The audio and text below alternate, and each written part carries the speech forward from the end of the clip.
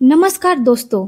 आज मैं आपको पितरों से जुड़ी एक ऐसी कहानी सुनाने जा रही हूँ जो आपने शायद कभी नहीं सुनी होगी। हम सब पितरों के लिए दान करते हैं, तर्पण करते हैं, लेकिन क्या आप जानते हैं कि आपके पूर्वज, आपके पितृ किसी दान या पूजा से नहीं, बल्कि आपके जीवन के एक छोटे से अधूरे वचन से बंधे हो सकते हैं। ये कथा है पितृलोक के द्वारपाल की, जिसने एक बेटे को अपने पिता की मुक्ति का असली रास्ता दिखाया। कहानी बहुत गहरी है, इसलिए अंत तक जरूर सुनिएगा। एक गांव था।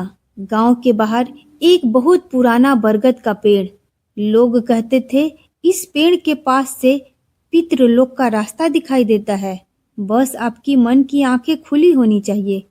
इसी गांव में रहते थे एक वृद्ध ब्राह्मण देवनाथ। देवनाथ ने पूरी जिंदगी पूजा पाठ किया, खूब दान धर्म किया, लेकिन एक बात उन्हें हमेशा बेचैन रखती थी, उनके पिता की आत्मा। वो कभी उनके सपने में भी नहीं आए। देवनाथ को हमेशा डर रहता था, कहीं उनके पितृ भटक तो नहीं गए। फिर आई मार्गशीर्ष अमावस्या की रात। देवनाथ उसी बरगद के पास तर्पण कर रहे थे। दिया जलाया, जल चढ़ाया, और तभी अचानक वातावरण में एक अजीब सी चुप्पी छा गई। आसपास न कोई हवा, न पत्तों की सरसराहट, बस भयानक शांति। एक ठंडी हवा का झोंका आया और दिया बुझने ही वाला था कि देवनाथ ने देखा, सामने एक चमकदार तेजस्वी आकृति खड़ी है। आवाज आई, देवनाथ चलो, तुम्हें कोई बुला रहा है।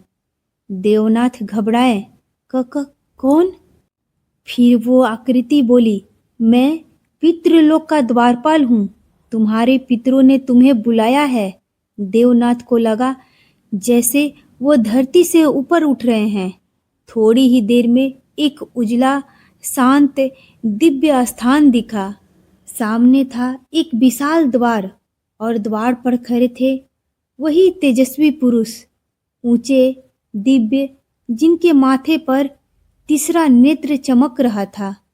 उन्होंने कहा, मैं हूँ विरक्त ऋषि त्रिलोकय, पितृलोक का द्वारपाल। मेरा काम है ये तय करना कि कौन सी आत्मा पितृलोक में प्रवेश पाएगी और कौन भटकेगी। देवनाथ ने कांपते हुए पूछा, मेरे पितृ कहाँ हैं? त्रिलोकय ऋषि ने हाथ उठाया और एक रोशनी फैली। उसी रोशनी में देवनाथ ने अपने पिताजी को देखा।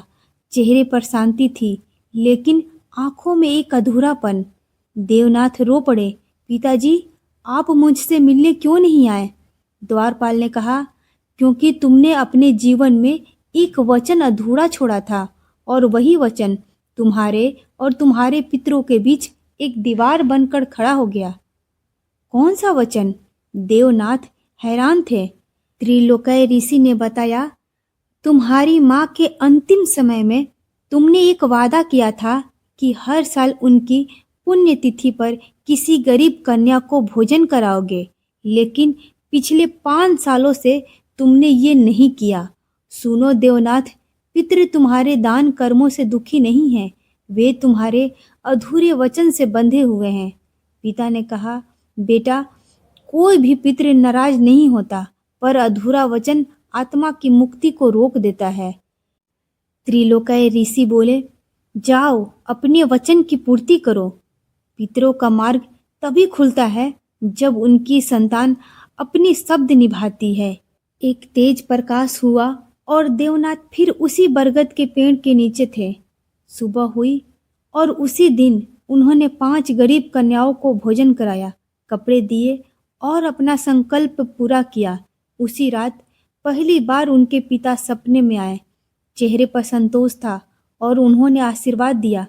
दोस्तों, ये कथा हमें एक बहुत बड़ी सीख देती है। पितृदान से ज़्यादा भावना देखते हैं और पूजा से ज़्यादा निभाया हुआ वचन। अब आप सोचिए, क्या आपके जीवन में कोई ऐसा छोटा सा वादा, कोई ऐसा संकल्प अधूरा रह गया है? इस मार्गशीर्ष माह में उसे निभाइए। यही आपके और आपके पितरों के लिए सच्ची मुक्ति है। अगर आपको ये कथा अच्छी लगी हो तो इसे लाइक करें, शेयर करें, इस ज्ञान को दूसरों तक पहुंचाएं। धन्यवाद।